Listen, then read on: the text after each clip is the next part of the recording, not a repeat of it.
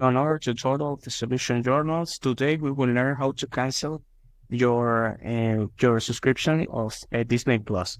So the first thing you need to do is go to the principal page of Disney Plus, and after that you need to put here your email and your password. If you got an account, so I don't have an account, so in this part, I explain to you this in through some screenshots in another account, in a Spanish account.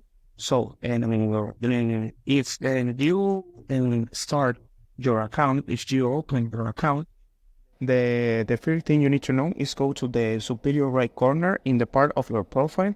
And this is a Spanish account, so I translate to you the process. This part is of your profile, so you pick here, and after that you need to go to the option of account. It's a cuenta account in English, and after that you need to go to the part of subscription, and put in Disney Plus mensual. You put here, and after that you need to go to the option of cancelar suscripción, cancel subscription. You confirm the cancel of your subscription, and that's it.